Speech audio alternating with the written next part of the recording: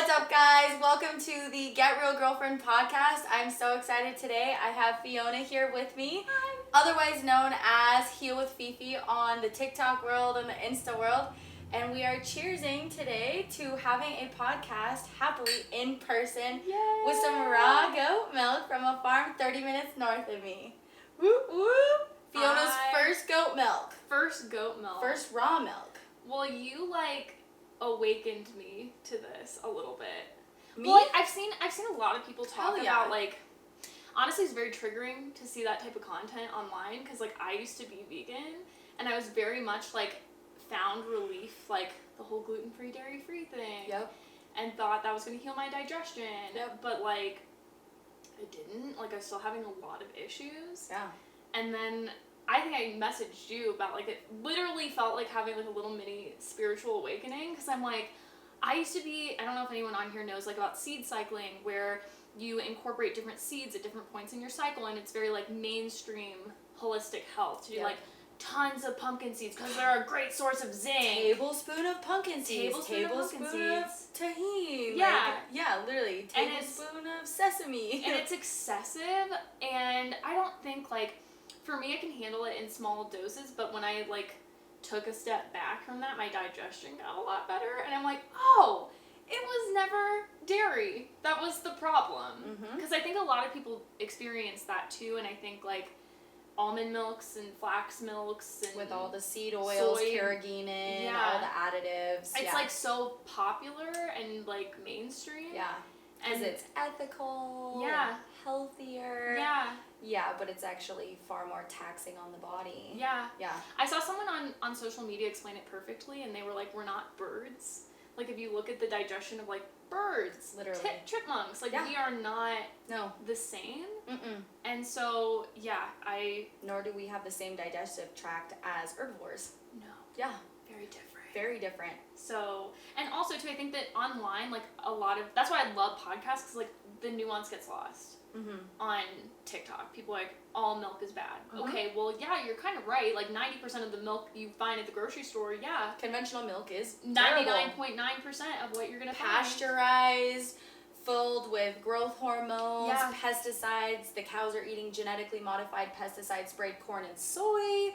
Very inflammatory and damaging to the gut microbiome. Absolutely. Yeah. And then we say that all dairy is inflammatory when in fact real dairy, raw dairy, is incredibly healing. It has everything needed to sustain mammalian life. Yeah. It does. People say, you're not a baby cow. I hear that all the time. You're not a bird. We are literally wired to grow and develop on raw milk from mother's boob. And goat milk specific nutritionally is the most similar to human breast milk. And it was pivotal in my specific healing journey. It was about three and a half years ago when I did essentially a goat milk fast where I was literally drinking 2 gallons of goat milk a week. And I was drinking a whole 2 mason jars worth every day. Wow. And I felt satiated. My bowel movements were incredible. I had much more clear mental focus. My sleep was better.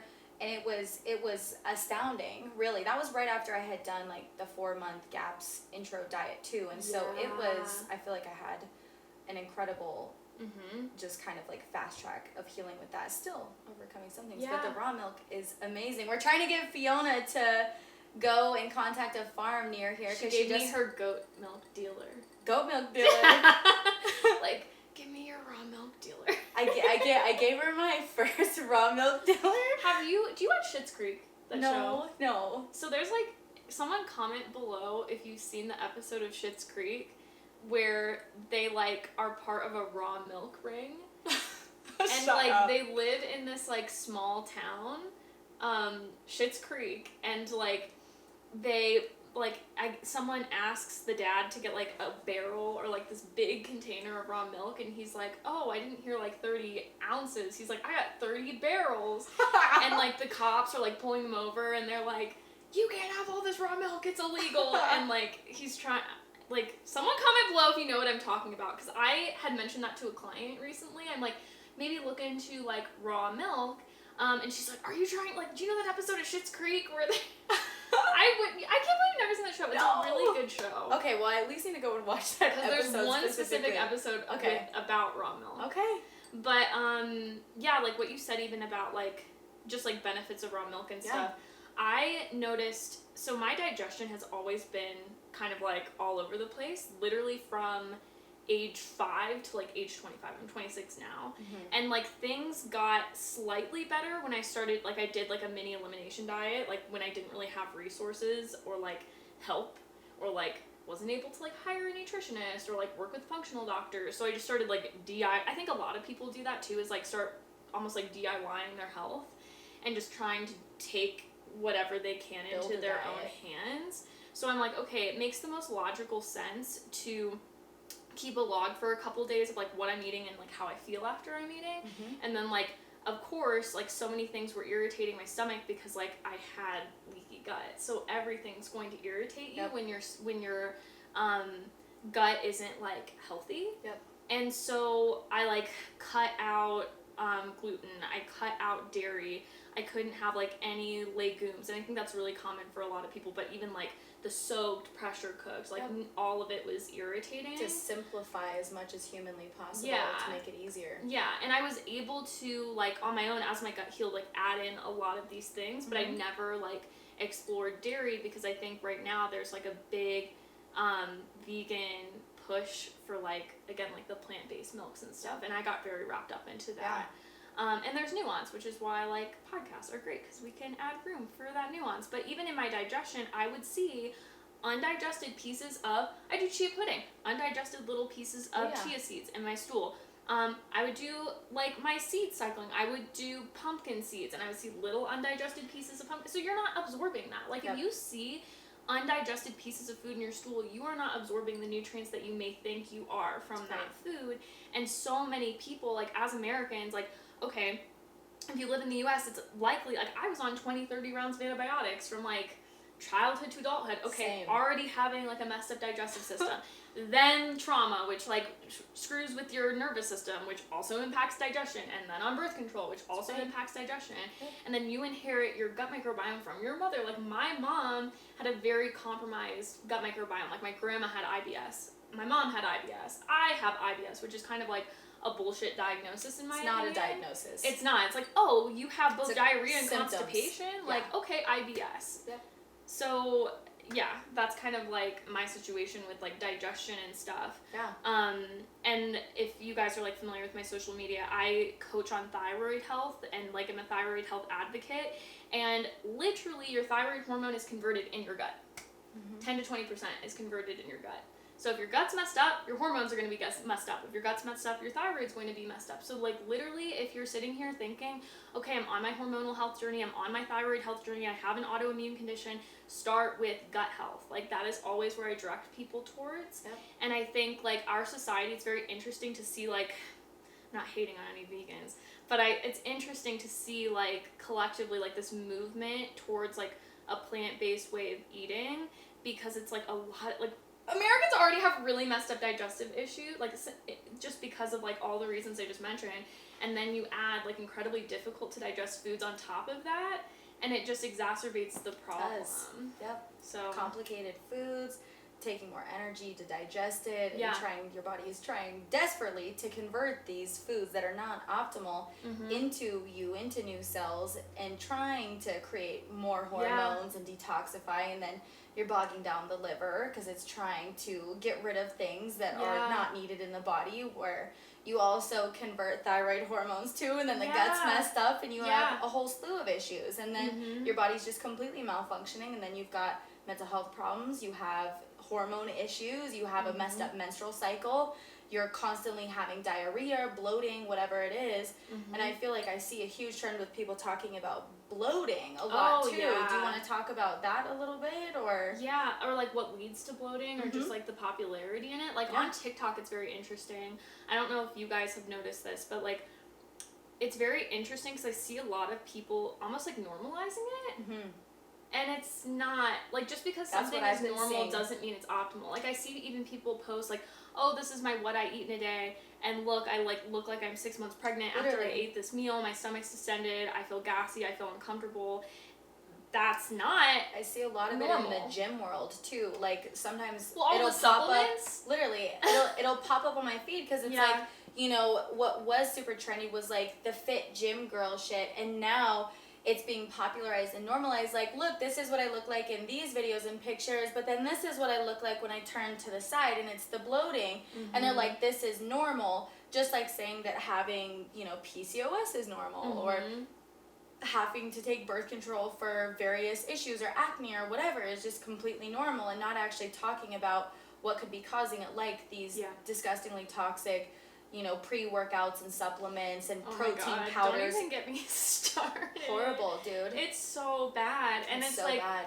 Why, it's very interesting too to see that correlation of like, why is it so many people in the fitness industry are dealing with bloating and gut issues? Oh, like all the pea-based protein powders and stuff. And I heard too that the people, it's like over 70% of fitness influencers or people who make their money from how they look, their physique, and selling programs, all like 70% at least take performance enhancing drugs too, which I would assume probably somewhat contributes. 70%?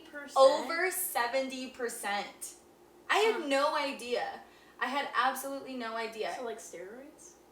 Like, yeah, like either testosterone or I don't know what the women take exactly, but there was a poll done, and I've seen a few people talk about it online, but I had no idea. I just figured that there were people with just like these insane. That'll mess up your. That'll do something. That'll do a lot of things. That'll throw a few things out of balance. Absolutely. I mean, raw milk is an amazing place to get protein and essential vitamins and minerals, active enzymes, and whatever.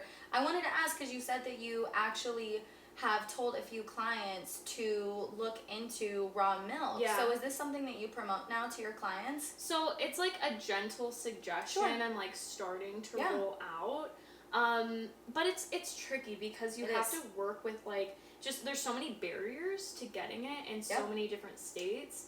And it's like kind of the programming that we're taught, like almond milks and flax milks and all those things are better. So then raw you're like working with that. Raw milk is dangerous. Like people think that raw milk is dangerous. Yeah. I work with I try to, you know, gently encourage, and, you know, it depends on someone's comfortability level and you know, their, you know, budget as well, and just their, you know, kind of bandwidth, you know, energy that they can put in that direction too, because like, I'm sure you work with a lot of clients that don't necessarily have a lot of time or, you know, the largest drive to make the biggest radical shifts. Well, yeah, and like the way I kind of like present it to clients, and like if you're at home and you're trying to figure out like what decisions should I make in order, like let's say you're trying to find access to like milk, okay?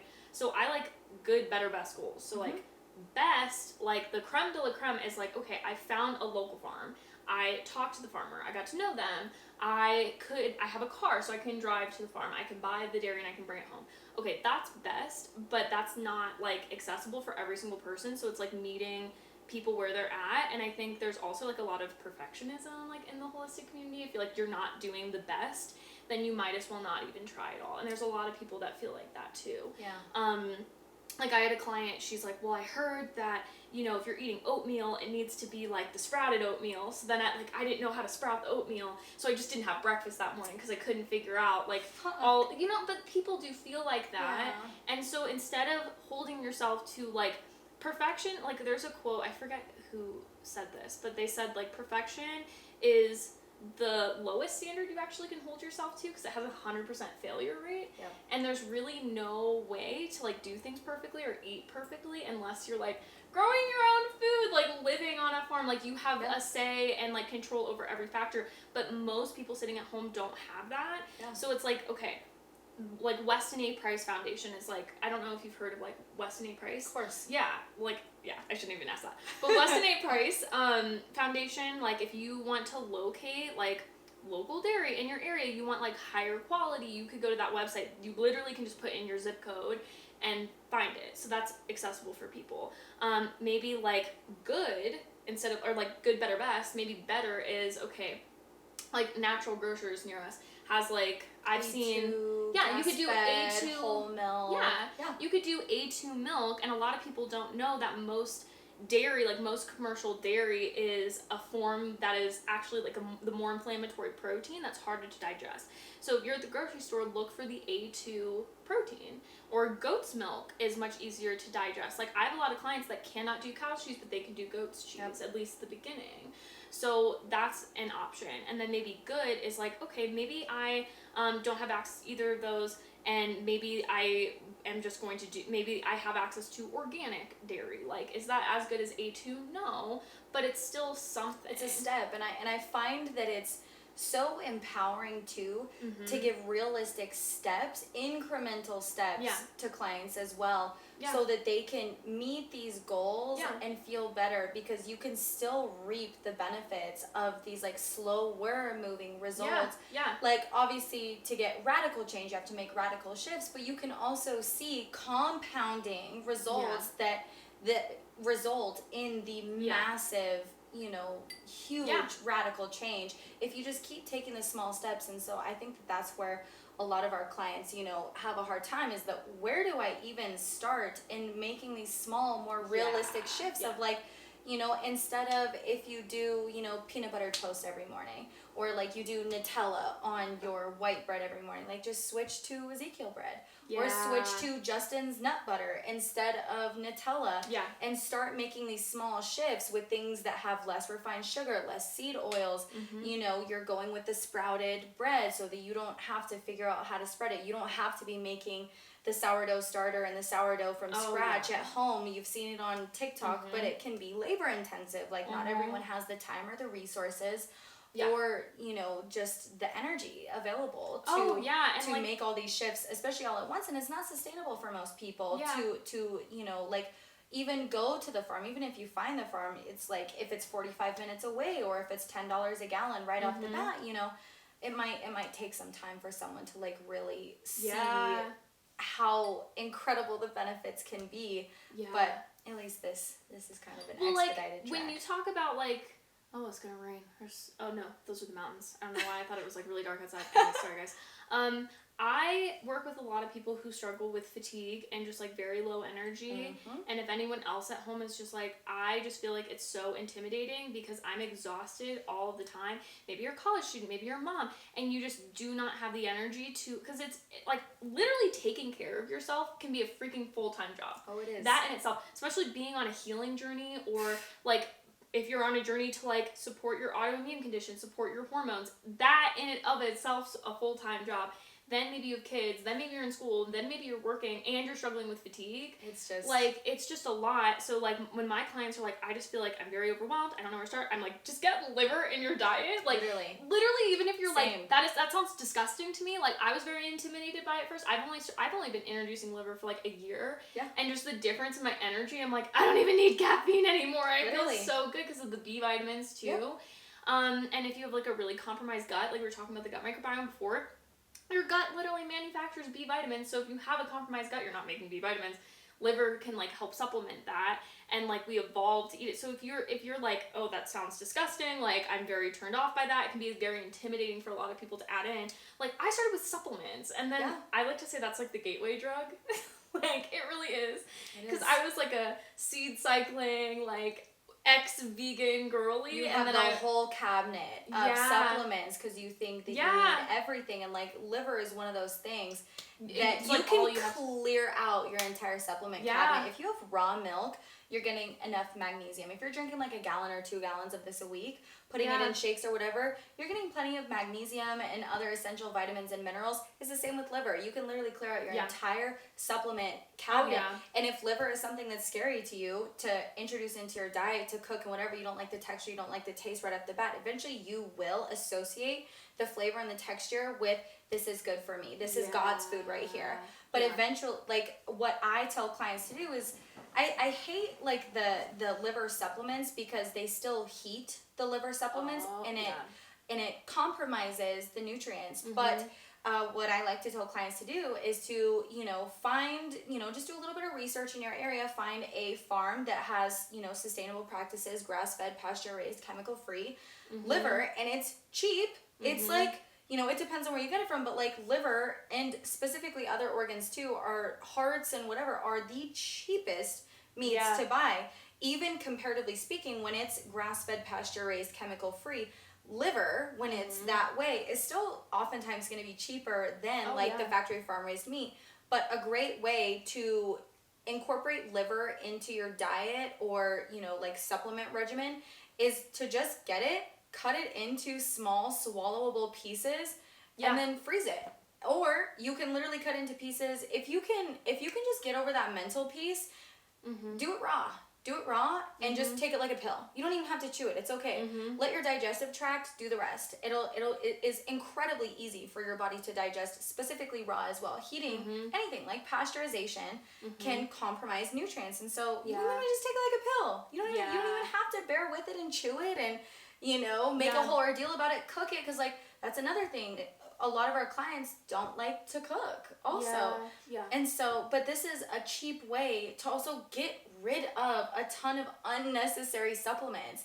In the end, you are incorporating these very, the most nutrient dense, nourishing foods on earth into your diet. Not only is it supplements, it's nourishment as well. So you can satiate and fill your body up, fuel yourself while also supplementing. And this is the way we're supposed to live. 100%. And it's when I was vegan, I felt like I needed to, I was taking a million supplements. You have to. And if you don't, you will have health consequences. It's inevitable. And also even speaking on the sustainability piece, I think it's really beautiful, even using every part of the animal too. I think that's so cool. I've started buying whole chickens and then cooking them and then using the bones and making my own bone broth.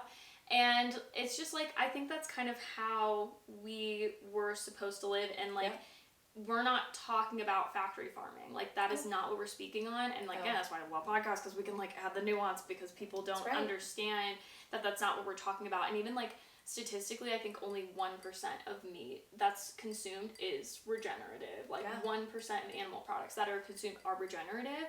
So rather than harming the planet, you're actually nourishing the soil, and it's actually the most ethical way to eat. I've been using the whole chicken for years now to eat the meat, use the bones, and eat the organs. And if you really want to go that extra mile, if you have a garden, you can literally grind up the bones and use it as fertilizer for your plants. I didn't know that. Yeah. That's really cool. So you can actually use the entire animal. Yeah. And that is absolutely the most ethical way to eat. And, bone broth. Bone broth was one of the other steps that I took to help heal my gut, because it has L-glutamine in it, which helps to repair the gut lining. And it, is a fabulous way. It's rich in protein. It's rich in, various essential vitamins, minerals, amino acids, and it's incredible, and it tastes way better when you make it at home, and it's so expensive when you buy it at the store. I literally made a TikTok the other day of stop buying bone broth. It's good bone broth at the store is $12 to $15 for a little carton. If you were making a soup, that's $25 of broth that you're buying, and then it has a bunch of other stuff in it. And if you actually turn over the label and read, there's some brands that are better than others, sure. Kettle and Fire is pretty okay, but our chicken that we can get from natural grocers is $11. I got one on sale for $8, literally $8. Yeah. Okay, so got a whole chicken, especially with inflation and stuff too. I know a lot of people are struggling to feed families right now. $8 chicken, a whole chicken, roast it. You have meat for your whole family. For me, that lasts me for a full freaking week, of chicken. Then you can use the bones, make your own bone broth for $8. You've got make a soup out of that. Like go into your yard and pull dandelion greens, throw that into your soup. Yeah. Like, you know, there are cheap ways, get potatoes, you know, as long as they're organic, whatever, but there are cheap and organic ways. That's another ebook that I really want to make, is like how to eat well on a budget, because that I was single and was doing that, and like the whole chicken was huge, was literally critical in my single girl on a budget type of diet per se, but like, you know, bone broth rice or making soups and, you know, having the meat, and then, you know, like literally you can drink bone broth. I definitely would not suggest only drinking bone broth. This is kind of like a between meals sort of supplement, but it's got fat, it has protein, it has a ton of vitamins and minerals, but you know, it's an amazing way to nourish your body in like a traditional, you know, in alignment with nature sort of way. Also easy to digest. Like, very. If you, like, I have a thyroid condition, and so with that, like, gluten is like one of the top triggers for like Hashimoto's. There's so many studies that show like if you eliminate gluten, it like can dramatically lower like thyroid antibodies. And there's many theories on that, like molecular mimicry theory. That like the gluten protein actually looks like very similar to the thyroid gland. Interesting. Very strange. So, and I mean, having leaky gut's really like the root of the problem. But if that particle, like that gluten particle, gets into your bloodstream, okay, well your body goes, let's attack that. Let's attack anything that remotely looks like that. So let's attack the thyroid gland. So I may reintroduce gluten at some point, but right now, like at this stage of my healing journey, I'm just like staying away from it. And when a lot of people swap to like a gluten-free lifestyle, I see a lot of people still feel like crap, because it's like, again, a lot of the nuts and seeds. Oh, I'm going to swap out my granola for like a paleo flour. Yeah, I'm going to swap out my flour for almond flour. Which is carcinogenic when you heat it up, which is extremely inflammatory. And so, that is not a great option. Well, yeah, and also just like to speak on, like, it's very difficult to digest. So if you already have a that's why, like, going back to bone broth, I think that's like what triggered this like thought. Bone broth, again, like healing and sealing the gut lining. Like we know amino acids can heal and seal that gut lining. So that's really, really powerful. And I get a lot of questions of like, what do I eat if I'm struggling with gut issues? Or like, where do I start if I'm struggling with gut issues? It's very nuanced because it really does depend on the person. It does. So we can't sit here and be like, yeah, do step 1, 2, 3, you're going to heal your gut. Anyone telling you that that's how it works, they are probably trying to like sell you something, or like maybe do something that's not the most ethical, or sell you some sort of supplement. But like bone broth is like, we know that's one tip I do feel comfortable giving to most people, because that's going to like heal and seal the gut lining. Yep. And most people, like so many diseases are linked to leaky gut, when those particles can like, if you, like for people that aren't familiar with leaky gut, like if we have tight junctions in our gut, when those tight junctions split, particles of food can exit our gut and enter our bloodstream. So if you have an autoimmune condition, that can be extremely triggering if you have gut issues. And that's usually not brought up. If you get like an autoimmune diagnosis, it's like, here's this medication, hope you feel better, like this is all we can do for you. Keep doing what you're doing, here's, some pills. And it's like, just, for me, it was very empowering that like, oh, there's things I can eat that are going to help with my gut health. Okay, cool. Like, I'm going to incorporate that. And it's like, a lot of the things we're talking about are not like expensive, unaccessible. Like, a lot of these things are actually the cheapest. Sometimes extra steps involved when you're making bone broth and stuff, but a lot of these things are like, can be not super laborious and inexpensive, which is really empowering, I think, for a lot of people. A lot of people think it has to be expensive, like, and that, I think that stops a lot of people from like going on their healing journey, because they think it's like so out of unattainable. Reach. Yeah. But it doesn't have to be. Like, literally, like, even if someone's watching this and like the takeaway is like, I'm going to start incorporating liver. Like, when I work with clients that do that, especially if you have thyroid issues, you struggle with fatigue, like, within a week, get back to me like, what is in that? Like, I have the most energy I've ever had in a week. Like, and there's very, like, your healing journey takes a long time. Like, for me, I've been on this journey for 6 years. Yes. And it's important to tell people that, like, growth isn't linear. Not at all. Too. It's, not at all. You could take 5 steps forward and then take 1 step back. You get fatigued again. You could go through periods of detoxification where your body kind of goes through a cleaning cycle, and you could be bogged down again because your body is just going through a process of getting rid of. You know, things that have been stored, like toxins that have been stored in the fat and the lymphatic system for a certain period of time, because your body is in like survival mode essentially, and doesn't have the adequate, you know, functionality to be able to get rid of and expel toxins that have been accumulating for years of eating a poor or, you know, suboptimal diet. Well, yeah, it's not linear, and like for me, I was doing pretty well, and then I was exposed to mold, and then you were exposed to mold too, were you not? My whole childhood, I had this fan in my room that I had in my window, because like I had to sleep with a fan going or whatever, and I would have it in the window so that cold air would come in. But this apartment that my mom and I lived in for 2 years, was like garden level, and the windows were not properly insulated, and there was always a lot of condensation on the windows. And I remember someone came over when they were helping us move, and they looked at my fan and they were like, your fan is covered in mold. So I was circulating mold spores. So every time you turned the fan on, it was just spewing it. Just spewing it into the air. Completely. I also lived like a very toxic lifestyle. I took a ton of pharmaceuticals. I was in a really like bad mental state. So your body didn't even have the ability to like... No, I was in survival mode, fight or flight mode, and just like eating Takis, hot Cheetos. Takis! I had a very stressful life, and you know, and then you throw on the mold on top. For me, it was Taco Bell. Taco Bell was my favorite. I loved a bean burrito with extra onions, and Doritos Locos Tacos. Were my fave. Yeah, and like my digestion was so freaking bad that would hit me like a stomach bomb.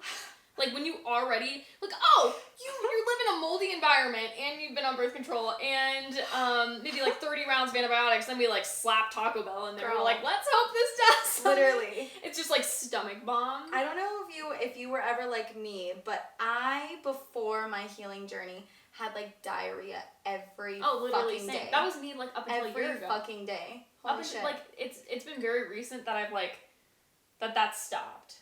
Honestly. It's amazing. But I thought that was normal. Like, that was literally since I was 5. 100% thought it was normal. I remember being in preschool, like, going to my teacher, like, because we would have, like, these, like, factory farm milk, like, at the table, and we'd pour ourselves, like, these, like, big glasses of milk, and then I'd have to, like, go to the bathroom, and I'm like, teacher, will you help me unzip my overalls? Like, I'm gonna shit my brains out. But, like, it just, like, it's been that long. Like, I can remember literally being 5 years old, like, having digestive issues. And, like, again, I even worked with clients, they're like, oh, I thought that's normal. Like, my whole family's that way. Or I have a bowel movement every 3 days. And, like, that's what has been normal for me. That's always been the way things are. That's how my mom is. That's how my family is. And it's, like, that's why having conversations like this are important, because it helps people like expand their awareness of like, okay, maybe maybe my body is communicating with me. Just because this is my normal doesn't mean this is optimal. And like, your body's always talking to you. And I think like society teaches us to like not listen to that sometimes. Absolutely, it teaches you to not listen to that at all. You're between your menstrual cycle, your mental health, and the signals that your body is constantly sending you, telling you, you know, sending you data on how your environment is affecting you. We are just taught to, if you're having difficulties, to go to your general practitioner and to have them assess the problem, and they're not well versed on how to holistically manage or treat or heal anything. They are unfortunately, you know, trained or programmed to look at things very pathologically and to treat with either medications or surgery. Like that's really the only... It's symptom treatment. It's not getting to the root of the problem. Yeah, it's just Band-Aid approach of just covering symptoms, because they don't understand really that these are signals of underlying problems that are probably stemming from a suboptimal lifestyle, whether it's diet or, you know, your mental state, unhealed trauma, could be toxins, it could be the chemicals, the hundreds of chemicals that most women are putting on their bodies every single day, whether it's perfume, makeup, your toxic period products, birth control, anything, you know, mold, And then EMS too, like there's a whole litany of things that can be interfering with our body's optimal function. And it's not their fault. I truly believe that most doctors do want to help people. They just don't have the tools. Like, it's not part of their education. So that's really hard too. Yeah. Because I truly don't think it's because like, oh, I want to, like, I think a lot of people get into the medical field because they want to help people. And it's like, it's not a holistic perspective. And everything you just talked about was a very holistic perspective. Like, mold might be a piece. Toxins might be a piece. Then what you're putting on your skin's another piece. And then, like, your gut and, like, digestion and what things impact that. Okay, different pharmaceuticals. And again, like, antibiotics can be life-saving. Like, I am not telling anyone, like, if you have an infection and you could die, like, to not take an antibiotic. Your leg was cut off and you're... Like, God, that's amazing. Like, that is so amazing we have antibiotics. But it's like... and most, even doctors agree that it's over-prescription of antibiotics leading to a lot of these issues. Like, I even saw a statistic the other day that if you're prescribed upwards of, like, 10 antibiotics in your lifetime, it increases your depression by, like, 40%. Don't quote me on that, because I need the correct numbers. No one, like, go around with that statistic and be like, yeah, look at me, you know? But still, like, we know there's a direct correlation between antibiotic prescription and mental health, and that's, like, a big piece. Like, the mental health field in and of itself just isn't very holistic of, like, mind, body, spirit, nutrition, toxins, like, it all impacts everything, and everything we're saying is, like, it's all connected. And our Western system is, like, designed to, okay, here's this one organ system, and it works on its own. Like, the gut is one thing, the brain is one thing, the skin is one thing, but it's, like, all connected. Yeah. And trauma is another piece of it. It's all connected and makes you a whole person. So when you're hiring a nutritionist, hiring a care provider, like, for me, it's really important to find someone who sees the body as a whole. Okay. So when you see people say, like, I'm a holistic practitioner, they understand that the body is, like, one connected. Ecosystem. It's one ecosystem. One whole ecosystem that collaboratively works together. Every single piece of you is constantly talking to each other. Yeah. And it's every cog is required to be functioning at the level it's, you know, at an optimal level, so that you can be functioning at an optimal level, whether it's your nervous system. And there's so many things that are affecting us, you know, top down too, whether it's like thyroid in your pineal gland, which, you know, is pivotal for melatonin production and sleep, you know, circadian rhythm regulation and all the blue light, and then, you know, antibiotics and all these different chemicals and inflammatory foods like soy and corn and all the pesticides that are causing gut permeability. And then, you know, these endocrine disrupting chemicals that are causing the PCOS and endometriosis. There are studies that show that these endocrine disrupting chemicals are actually causing endometriosis. Yeah. Whether it's in the womb or like literally in your adult life, with all of these like thousands of just harmful toxic chemicals. And there's a lot of people that say, oh, well, everything's a chemical. Water is a chemical. We're talking about things that are created in a lab. Yeah. That are... And also, I think, like, technology is evolving so quickly that science has not caught up. Like, I was listening to a podcast on the way here about how, like, we have the standard of care in, like, the Western medical system. So, literally, there are doctors to this day giving people with heart disease, like, oh, here's a pamphlet, don't eat sodium. Like, here's a pamphlet... cut out cholesterol. Cut out cholesterol. We know that dietary cholesterol has no impact on blood cholesterol. That science has been, like, completely dismissed because new science has come out. Around for that as well for decades. Because of the way the government works, like, that standard of care probably won't catch up for another 20 years. So does that mean, like, people who are suffering with their health right now just sit on their hands for 20 years until we have the data? Like, I think a lot of it's just common sense, and I feel like... Maybe I'll get canceled for that. I don't know. But I feel like a lot of it is common sense. Like, people have been brainwashed. What have we been doing? It be removed, though. But even if we're looking at, like, okay, let's say we're looking at this from an evidence-based perspective, what have we been doing for the longest period of time? The way we've been living for the last 100 years, 150 years is the anomaly. What we've been doing before that is how we were living before. And again, like, I'm not saying that Western medicine is bad. Like, if I'm in a car accident and my leg is hanging off my body by a thread, like, I do want an orthopedic surgeon, like, helping me with that. Please don't hand me a cup of green tea and be like, don't hand me a cup of goat milk and be like, here, this is going to help your leg. Like, absolutely not. And it has its place, and I think that's a really beautiful thing. But, like, it needs to be integrated with, like, the whole body. Yeah. And we don't have time to sit on our hands and wait for 40 years until, oh, yeah, you know, nutrition actually is important. Like, because there's literally people that do not think nutrition has any impact on how you feel. Nutrition has no impact on your energy. Understand that. I don't either. At all.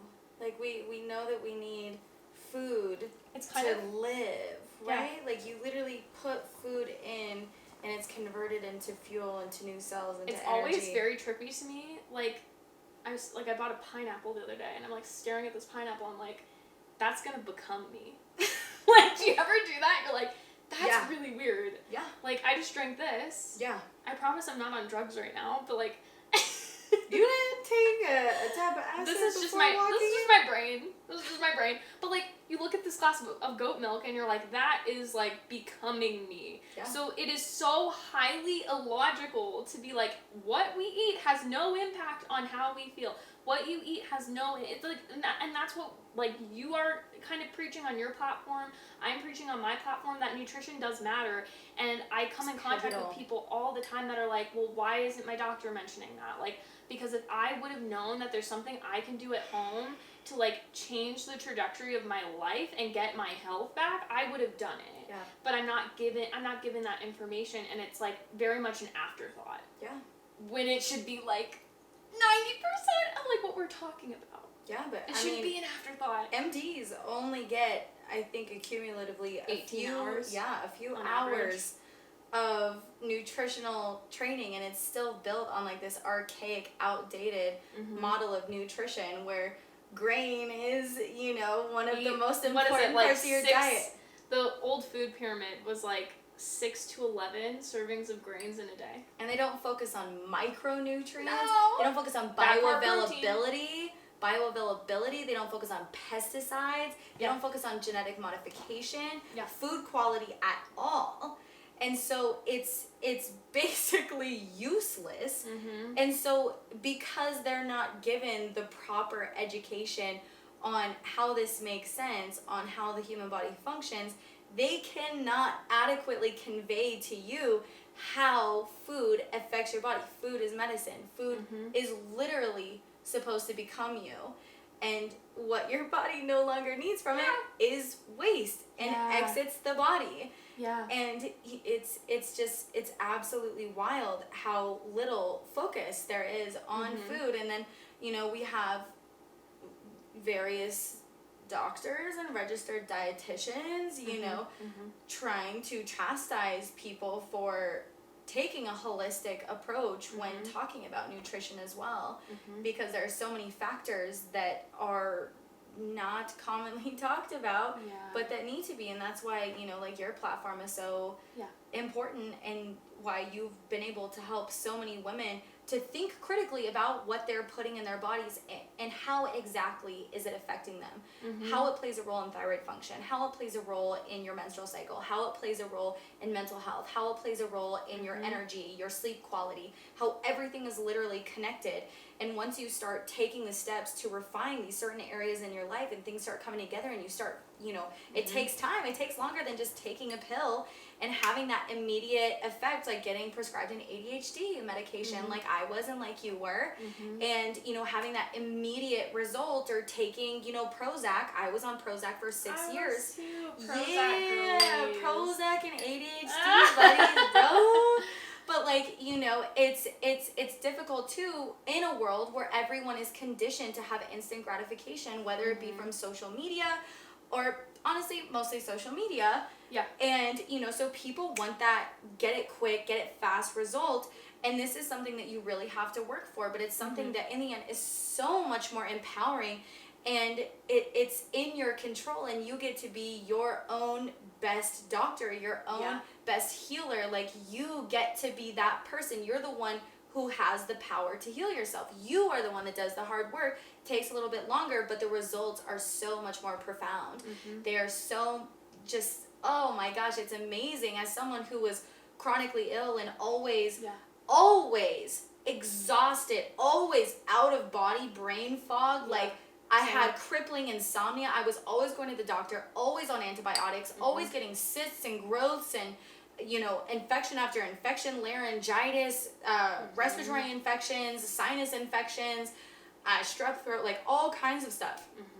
Always had issues. I was always sick. And, you know, not once did any doctor, I was in the ER all the time, I was at urgent care all the time, I was at various doctors, general practitioners, not a single person told me, oh, it could be a side effect of the medication you're on. Oh, it could be because, are you drinking? Are you eating these foods? Like, it's infuriating. I went to so many different doctors searching for answers, which a lot of us do.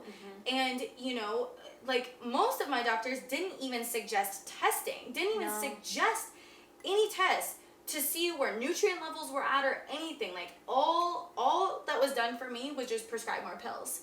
And the thing that makes me so angry about this is, like, for a system that claims to be very evidence-based, right? We hear a lot of people say, I'm sharing evidence-based information. That completely denotes that, because we have massive amounts of evidence that are like, B vitamins are a cofactor for serotonin, like zinc is a cofactor for serotonin, vitamin D, like all of these things. Like we need like fat in our diet as well. It's like your building blocks. Like if you're building a house and you're lacking those blocks, your house is going to fall down, and that might look like dis-ease. And the fact that we are so obsessed with like labeling a condition, it's this, okay, that's the presentation, but perhaps could there be nutritional deficiencies that could help you live a higher quality of life? And the fact that that is like, honestly, for every single person presenting with depression, you should be getting a full thyroid panel. You should be getting your vitamin D levels checked. You should be getting your B vitamin levels checked. But that is not happening. Like, when I was diagnosed with clinical depression, it was like, oh, here is a piece of paper with 5 questions on it. If you check 3 out of the 5, she looked at me and she was like, you're depressed. Literally. It was a 5-minute doctor's visit. You're clinically depressed. Okay, am I going to walk around with that label for the rest of my life that I have clinical depression after you literally handed me a clipboard? I was in college, handed me a clipboard with bullet points that said, like, the base, I'm not going to get into it, but like the questions.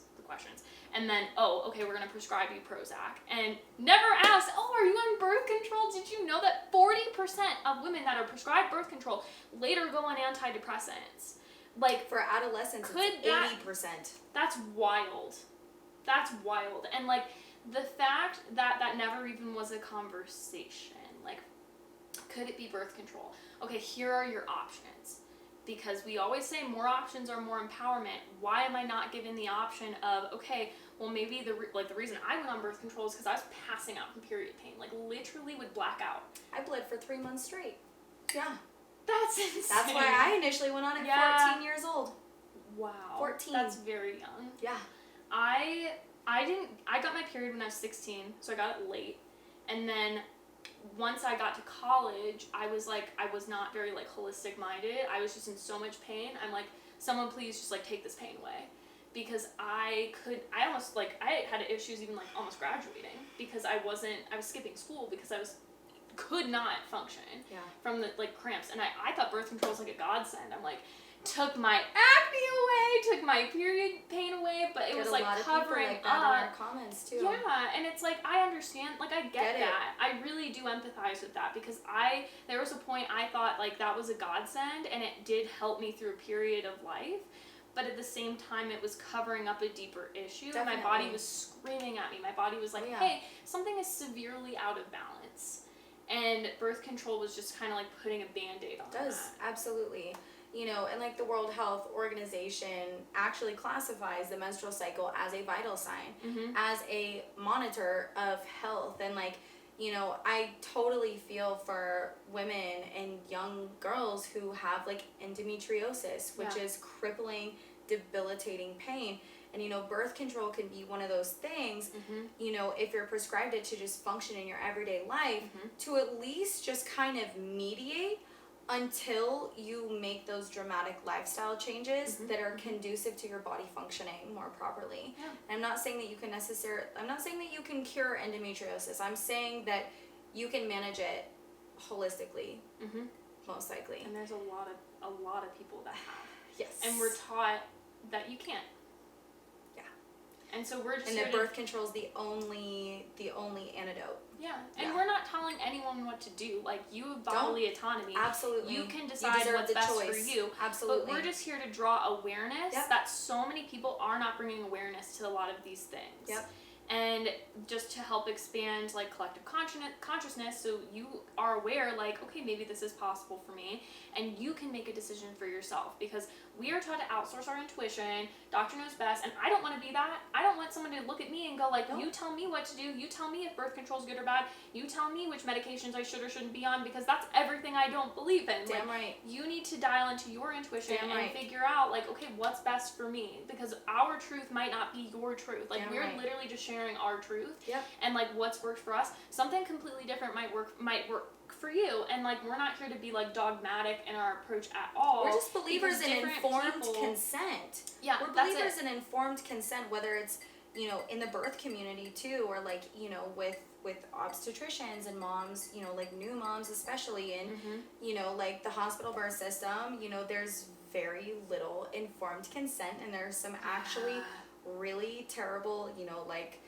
my chiropractor just told me about, she used to be a doula before she was a chiropractor, told me about this one mom that she was helping in labor, who the doctor did cord traction. Cord traction is something that doctors are taught to do, which is yanking on the umbilical cord before the placenta has detached from the uterine lining, and or the uterine wall, and it's supposed to help encourage the placenta to come off. But he yanked on the cord and it snapped, and he had to immediately go inside of her and scrape it, like, with his hand off of her uterine wall, and it was, like, excruciating pain. But the mom was completely unaware that it happened, and the doctor didn't even tell her what happened. But how's that not illegal? I'm pretty sure it is. But the problem is, as a doula, like, birth trauma is so prevalent. Oh yeah. And so when it's the difference between letting a mom keep the idea in her head that she just birthed her baby is safe, something weird happened, but, like, everything's good now, I have my baby, versus telling her that the doctor literally yanked her cord before her placenta was ready to come out. The placenta comes out on its own, and especially if you do skin to skin, it encourages a surge of oxytocin and contractions to help expel the placenta. That's really cool. Yeah, and so the body has all the processes worked out naturally, especially if you're in optimal condition. But you don't want to traumatize, because if she doesn't know, that's highly unethical. There's so many things that's something I honestly wasn't even, like, aware of until I started following your obstetric page. Violence and just malpractice, specifically in the maternal health care system, is, like, it's so unbelievably prolific. Like, and patriarchy in our medical system. Absolutely. I mean, the way that gynecology was even founded was experimenting, doing the absolute worst medical procedures with no anesthetic on slaves, black slaves, in the 1800s. Makes me sick. And doing these sick, like, sadistic medical procedures on black slaves by cutting them open. Sometimes some of these slaves were cut up to, like, 30 times with surgeries performed on them. And then once the procedures were perfected, then it was taken to white women in the hospitals with anesthetic. Oh my God. And so it's just the way that gynecology was even founded is, I mean, a lot of modern medicine, you know, from Nazi Germany and stuff, a lot of the doctors were brought over to the United States, and kind of that makes a lot of sense. Built the healthcare here. And so there's definitely like a dark past and a dark history to our healthcare system, our modern healthcare system. Of course, it saves lives, and like Fiona and I are both like very conscious and aware and understand that there are life-saving cesareans. Yeah. There are life-saving surgeries. There are life-saving antibiotics. You know, like antidepressants saved my life. Yeah, it might even be a tool that you use at one point in your life that could be life-saving. Like, I am not here to stigmatize any type of medication or say, like, that's bad, because I'd have blood on my hands for doing that. Yeah. But it's like you said, it's a tool, and what frustrates us is, like, nothing else is presented. When I was prescribed Prozac, it was like, this is your only option. 5-minute doctor's visit. Same. Checklist on a clipboard. Yep. Same. Yep, you're clinically depressed. Here's Prozac. Have a good day. There was never a conversation of, oh, maybe you're on birth control. Birth control depletes B vitamins, magnesium, zinc, and a million other minerals. Could that be contributing to it? Let's talk. And it's a whole picture. So minerals are one piece. Trauma is one piece. And like your gut microbiome's another piece. You make most of your serotonin in your gut. Like, all of these things are connected. And why isn't that part of the equation? Because we have evidence. We literally, in this evidence-based system, it's very interesting that we just happen to leave out the evidence that doesn't fit the narrative that's being pushed. That is very interesting to me. And then anyone that goes against that, or anyone that shares information that's contrary to that, is chastised, and they're told, like, or it's looked down upon, or those people are discredited for whatever reason. And that's very frustrating, because a lot of, like, the things we're sharing are evidence-based. Like, that drives me insane. Absolutely. So I try to speak the language of, like, I try to level with people too, even like in the Western world. Yeah. Because I think the two can be powerful when put together. That's also holistic. Absolutely. Best of Western, best of Eastern, put it together. Absolutely. Why not? There's and it doesn't have to be one or the other. It can definitely be polarized. You know, I've even had like a comment in my section, you know, just for speaking out against the overuse. Because let's also talk about how, you know, medical error is the third leading cause of death wild in the United States. And like, we have the highest maternal mortality rate in the entire developed world. And like, you know, we're just trying to bring awareness to something that is vastly overused and is almost weaponized in a sense, and is really damaging to people. It's damaging to society. It's damaging to the collective energy field. It's the collective, just us as a society as a whole. It's just been really damaging, and we're just trying to bring awareness to it. And I've had people in my comments like literally wish death upon me and be like, I had this one comment, I pinned it because I'm just like, this is just so crazy to me. This one lady, she's a nurse, was like, I hope that when you have a cardiac event that you just, you stay away from hospitals and just use essential oils or something. And I was just like, it's very interesting to me, though, to like see how people perceive the holistic community. I know, it's so... Because that's like how some people perceive it. It's like, oh, we're like trying to kill people. Like, yeah, here's this lavender essential oil, that'll heal your endometriosis. Like, I think that's genuinely how it's perceived. I know. Like, we're witch doctors. We're like, just go eat a dandelion. That'll totally... based. Like, I look at scientific research all the time and cite my sources, but it's not still, even when you're doing that, I have your people say, like, but that's not what I learned in school, like, that's not what I was taught.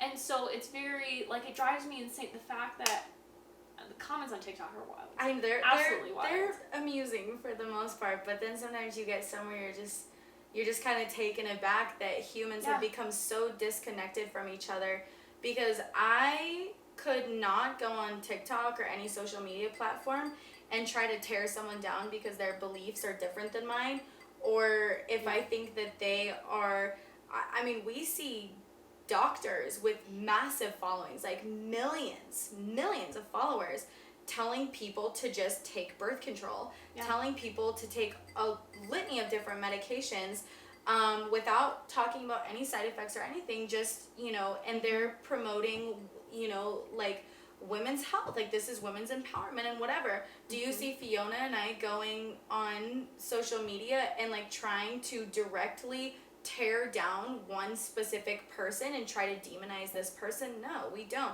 We try to use the power of information to just shine a light, and if it resonates with other people, it resonates with other people. We're trying to like level the playing field and just give information so that you can think critically for yourself. If what we say resonates with you and it sparks interest, and for you to go and do your own research, then that's amazing. But people, social media and this disconnection and being virtual, and especially with COVID and everything, people being so isolated, it kind of removes empathy. It removes your ability to put yourself in someone else's shoes. And, we forget that people have hardship. Maybe you have trauma, your life was hard, maybe you're going through something, and maybe your intentions are pure, like maybe you're actually just trying to help people, maybe you're not just trying to sell a product. And God forbid I try to help someone. Like, that's even how I was talking, we like went hiking and stuff before this, and we're talking about this exact thing.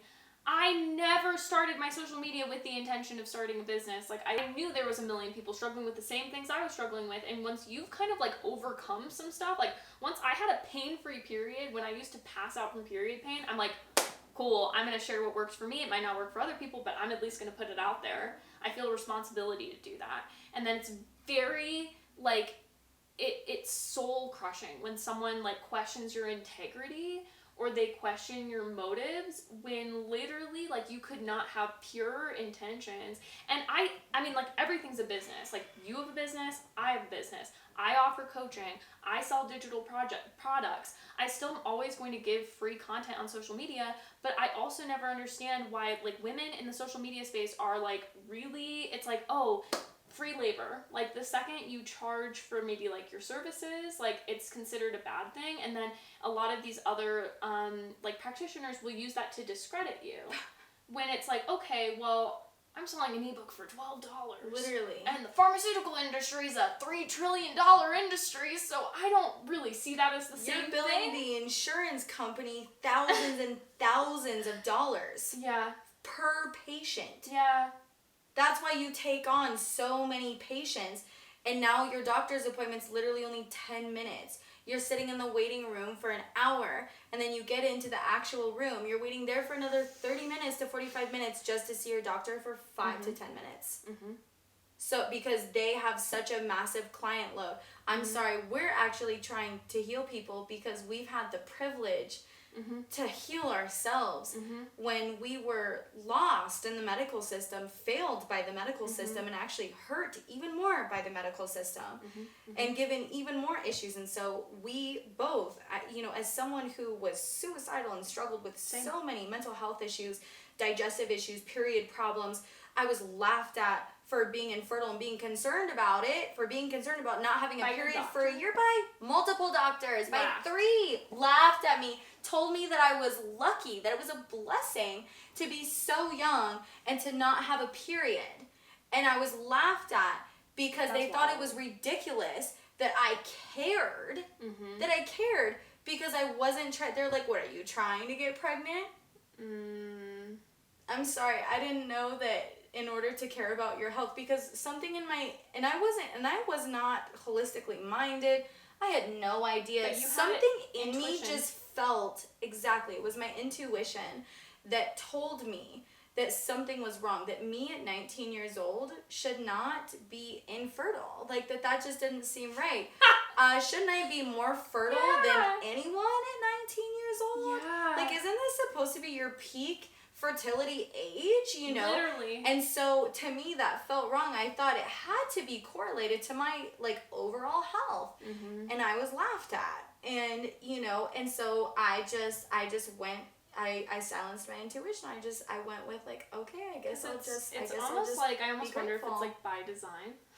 Definitely. To disconnect us from our bodies because we're very powerful. Who funds the medical schools? We won't even say who, but like there's there's overarching people or organizations, like who funds most of these pharmaceutical studies, like who funds these medical studies, these clinical trials, like who's funding these? The money has to come from somewhere. It's all like follow the money. If I'm like, obviously we have tons of research on birth control because like of the pharmaceutical industry, but like who is going to go, okay, goat milk, okay, I'm the small goat milk farmer and I'm going to put $2 million towards a clinical study to prove to you that this has a healthy impact on your gut. You can't patent goat milk. No. You can't patent It's all about, like, how can we sell things to people and, like, make us consumers. Yeah.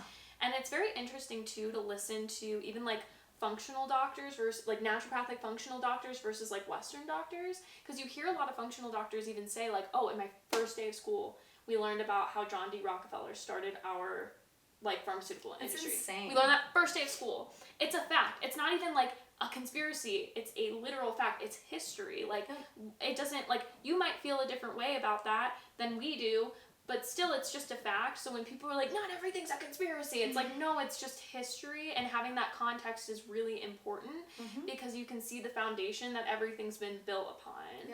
And that it was never about, like, public health, and it was never about, like, optimal health. It was about money and, like, how can we make people consumers at the end of the day. And it's like, we're not really making money off of, like, telling you at home to buy an $8 chicken and then eat that for a week and then use the bones to make bone broth. Like, no one's really making a lot of money there. And I actually love when I have, like, one-off clients. Yeah. Like, when I have clients that just purchase, like, a 1 hour session with me just to get kind of an idea and a strategy built moving forward on how to heal themselves. Yeah. Just, like, a step in the right direction, really, and, like, you know, just some guidance to point them in the right direction so that they can do the research and so that they can do the hard work themselves. Yeah. Our goal is to literally just guide. Never see our clients again except for, like, return customers. No, like, we don't. I don't want to, like, I want you to, like, reach your goals and then be done with it. And then thrive. Hopefully you never have to come to me again. Yes. That's the goal. Yeah, absolutely. It's not to keep, then you have another symptom, so here's another pharmaceutical. Oh, and then that pharmaceutical caused 3 other symptoms, so here, go on 7 more medications. Like, I think we're all waking up to the fact that that's highly illogical. Really? Doesn't make sense. Yeah. And it's almost like, this is also really, like, controversial. I think we choose our hard. Like, especially with medications, like, most medications you're going to deal with side effects associated with that. So it's like, yeah, it might be, like you were talking, like, you know, a lot of people don't want to, or it's, like, very intimidating or can feel very paralyzing to start a healing journey. Because for me, I've been on this journey for 6 years. Specifically made a ton of progress in, like, the last 2. Yeah. I think that journey could have been shortened a lot if I, like, would have worked with someone. I, like, truly treated my health like a DIY project. That's why, like, you do what you do, I do what I do to hopefully, like, shorten that, but it's still not a short journey. But even if we're like, oh, let's take a pharmaceutical, that'll be easy. It's not easy. It's not. You're kicking the can down the road. It's not easy. Usually leads to downstream effects and then side effects. And then obviously with, like, holistic healing, like, you're addressing the root of the problem. Is it really hard? Yeah. Does it take a long time? Yeah. But, like, that's why we're here. We're here to help you, support you, guide you if you need that. And, like, not side effects. Like, and it's not, again, like you said, we don't want return customers. We want you to be return good. customers, and yeah, we want to offer a solution, like an actual solution to the root of the problem. Yeah. And it's usually lifestyle related, whether it's, you know, like it's crazy to me, you know, that, you know, like, doctors will run tests and they're like, oh, you're vitamin D deficient, just take a vitamin D supplement. And, like, it's crazy that, you know, they don't understand micronutrients and cofactors, and that it's a fat soluble vitamin, and that it also needs magnesium and vitamin K2, and, like, you can only get vitamin K2 from, like, certain sources, like, you know, animal products and, you know, various things. Like, we want to give you the information that we have accumulated over the years of trial and error, and, you know, researching many different diets, many different and also cultures, trying stuff. Absolutely, trial and erroring with our own health. Like, I was an experiment. I'm still an experiment. Like, I think it's fun. It's so much fun. Isn't it fun? It's so much fun. And, like, this is something that I tell all my clients too, is eventually when you start seeing results, it becomes so much fun to continue becoming better and better versions of yourself, not even just health-wise, but mindset-wise. Yeah. and like you just start to level up because you increase your bandwidth. The more and more that you heal yourself and gain more energy, have better sleep, your mental health is better, you have more clarity, you know, you have just, it's like the motivation comes out of nowhere, and then you can like align with your purpose, and everyone needs a purpose, or everyone has a purpose, and like usually it has something to do with helping others. And you know, it's so incredible to just, you know, lead by example, and to help inspire others to take their power, take their health, take their control into their own hands. And I tell this to all my clients, like, you are supposed to help other people, and you are supposed to lead by example. Like, it's not just me. You get to help so many people too, because like I've gotten so many clients that, you know, are like, you know, now my friends are considering going off of birth control. Now my friends are asking me about raw milk and everything. Like, it's not us, like, it's all of us. It's all of us. We are all experiencing our own versions of the same collective consciousness, but we all work together. We're all connected, and we are all connected by a web of energy as well. And like, the more that you raise your vibration, your energy, your health, everything, the more that you impact your community and you inspire the people around you. It's insane, and it's amazing what just one person can do. And I have had the privilege to work with some incredible women who are here to inspire and help so many people. And it is just it is one of the coolest things to be a part of, because I was one of those people who needed help and like needed a push in the right direction, and had to go on this like really, you know, it's sometimes testing and taxing journey, but the first part is the hardest part.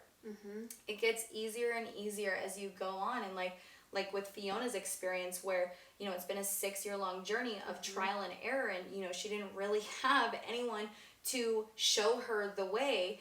I found out, literally, that's why I like podcasts like this, because I found out about this stuff listening podcasts. Like, I don't know if anyone knows about this podcast. Did you ever listen to the Balance Bites podcast? Do you ever remember that? It doesn't exist anymore. It was with Liz Wolfe and Diane Sanfilippo, and I literally just felt like how you said you felt like that little intuitive whisper that's like, maybe I should be having a period right now. Literally something in my brain when I was like, I think I was 20 in college, I was like, hey, search on Spotify paleo podcast. I'm like, that's very random. I'm a Scorpio. Love the intuition.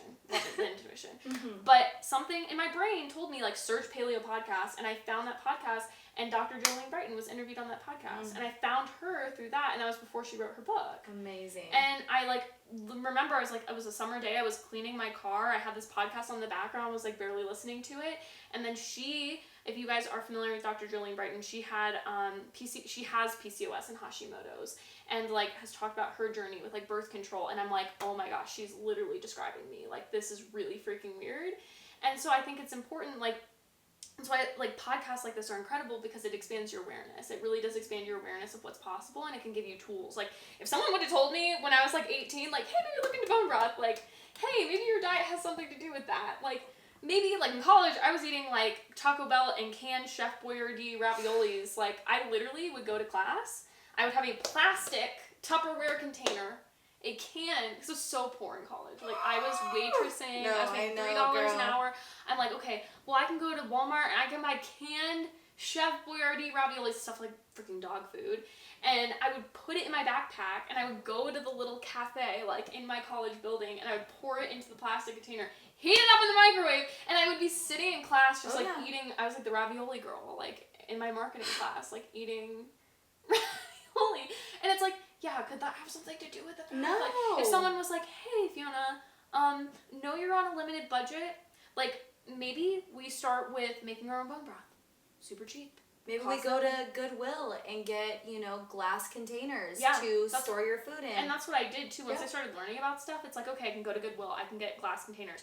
I had a budget of literally $30 a week to spend on groceries, and I would go to Aldi, because Aldi at least has, like, organic produce. Yeah, it's in plastic. Again, good, better, best. Okay, the best you can get is Aldi organic produce, and Aldi produce is a little sketch. Okay, like, there's something about it, like, it goes bad so quickly, but it's better than nothing. So if I can get the organic bell peppers at Aldi, that is better than nothing. Absolutely. And so that's where I started. I started with $30 a week, didn't even have health insurance, like, literally just started there, took my health into my own hands, and you start feeling better, and it snowballs. Like, you get more energy. Okay, well, now I like, was able to get a better job, where I can make more income, so now I can put that into my health. And it's like, you don't need a lot to start. You really don't. A lot of the most impactful changes you make, I always say this to my clients, like, the most impactful changes you make are the simplest, most accessible. Like, sun, liver's $2 a pound, making your own bone broth. Like, that makes me excited, because it's like, that's the stuff everyone can do, really. Yeah. There's not, it doesn't have to be as hard as you think. And over time, these small choices compound into huge, huge change. Yeah, absolutely. Absolutely. It's awesome. Yeah. I'm so happy that we got to sit down and talk to each other. Literally. Our goat milk. Seriously. Yeah, we'll probably pour another glass after the podcast. Is there anything else you want to say to the people watching? I guess, like, I feel like the theme of our little chat was just, like, empowerment. Yeah. Like, your health really is in your own hands. It is. And that can bring out a lot of feelings. Like, I had a lot of feelings about that. Like, it can be a lot to take, like, radical responsibility. It's not, like, I think healing starts where, like, empathy intersects accountability. Like, having empathy for your situation, like, meeting yourself where you're at. Like, it's not your fault, but also, what can I do to help myself? Just because there's interventions you can make to help yourself doesn't mean it's our fault. Like, empathy with accountability is where we need to start. And it's like masculine and feminine energy. Yeah. Combining. So it really, like, you have more power than you think. You do. Letting go of the victim mentality of, you know, blaming everything else, which I did. I was 100% blaming everything on the outside, because I was not taught that I have the power to cultivate the reality I want, which includes my overall health and well-being and my mindset. Everything is connected. Yeah. And so it's just about taking that responsibility and you know, having radical self-awareness too, and just realizing that you are powerful. It's these small changes that you can make can be so profound in the end, and then eventually it becomes easier, and then all of a sudden you have a huge growth spurt in the last 2 years. Literally. And it was a long haul, but, you know, you guys can have a much easier and more expedited journey by just having even just these bits of information that we didn't have when we started our journey, but that we had to learn the hard way or trial and error. Yeah, exactly. Which is why, it took us. Learn from our mistakes. Yeah, that's why we're sharing this. Yes, exactly. And even if you have to tell yourself, like, I would tell myself affirmations all the time, like, my body has the capability to heal. We're not taught that. Damn right. We're taught, like, no, no one's deficient in a pharmaceutical, but a lot of us are deficient in minerals. My body has the capability to heal. I am resilient. Like, I am a powerful healer. Like, I would say things like this. I would say, like, every single day, like, every day I wake up with more energy. Like, I would tell myself affirmations, because I believe in that. Maybe that's a little, like, woo-woo for people. No, this is how you rewire neural networks. Yeah. This is scientifically backed. Yeah. Absolutely. You can rewire your mindset and perception of reality, and quite literally your electromagnetic frequency by using these mantras and, you know, manifesting. Like, it's absolutely real, and it helps you to stay positive and to stay focused and to stay driven and to be focused on the good parts of your healing journey. Yeah. And it keeps you committed. It helps you to remember your why. Keeping your why you're doing this strong is so important, because you can lose focus if you don't get those quick results. But keeping your why strong, you know, I want to feel amazing. And, you know, you say, I'm feeling better every day, I'm healing. And it's so powerful. And that's not talked about a lot too, because, like, the mindset behind things, that's like 90% of it. Like, we can talk about nutrition all day, but, like, mindset's really powerful. Absolutely. And, like, I believe in manifestation. Like, I would literally like visualize. I'm like, okay, because I was losing, I would take showers, I would just lose clumps and clumps of hair. Like, I would pull out, like, it looked like a small rodent's worth, like a little hamster of hair, and, like, I would visualize, okay, like, what is it going to feel like when I grow my hair back? What is it going to feel like when I wake up in the morning and I actually have energy? What would it feel like if I could, like, go on a run without stopping 10 times. Visualize like, what would it feel like? Ask yourself, what would it feel like? What would it look like? What would it look like if I had a pain-free period? What would that feel like? How would your life change? How would work change? How would school change? How would your relationships change? And then you can meet that energy. And a lot of people, like, I don't think we're taught to, like, kind of do the mindset work too. I think there's a lot of focus, like, on nutrition, but, like, your mindset. See it to believe it, but you gotta believe it to see it. Yeah. Yeah. And the visualization of something that's not there yet. Yeah, absolutely. And it's important to remember, you are not broken. You're not innately flawed. You're not, sometimes our bodies just get confused and bogged down. Yeah. But it's so important to remember that you are not innately flawed. That's so you are important. not broken. Your body wants to function at an optimal level. Yeah. It really does. You just have to give it the conditions that are conducive to it functioning properly. Yeah. And something when I was, like, just diagnosed with my autoimmune disease, I literally would say to myself, like, my body's betraying me. Like, why is my body betraying me right now? And a lot of people feel like that. But then I realized, I'm like, okay, actually my body, like, I'm gaining weight, and this is my body's way of literally protecting me right now. And that's very frustrating, like, when your body is just changing like that, but it was my body was protecting me, actually. It was not betraying me. And your body's not betraying you. It's just doing what it needs to keep you alive right now. Surviving. It's surviving, and your body's keeping you alive, and your body's resilient. But which interventions can we make to bring the body back to balance? Absolutely. Thank you so much. I'm so happy. I was so excited when I saw that Fiona was moving to Colorado. We're both just having kind of like an overlap period because I'm going to be moving out of Colorado in like 3 or 4 months. And I don't know where I'm going to be. I might be here. Somewhere amazing. Yeah. Wherever you end up. I'll have to visit you in Washington. Absolutely you will. You will be able to come and eat, fresh, chemical-free animal eggs, raw milk, everything when you come and visit me. And it's really cool to have gotten in touch with Fiona. Social media has been such a godsend, and it's something that I heavily demonize, but you sometimes get to meet just like some incredible people, and she is just an absolutely amazing human being, and I'm so grateful to even get to call you a friend and have these really powerful conversations with you. And so I hope you guys enjoyed this conversation as much as I know Fiona and I did. And leave us a comment, ask any questions you guys want. But thank you so much. And this was the Get Real Girlfriend podcast. Like, subscribe, leave a comment. But hope to see you guys again soon. And happy healing.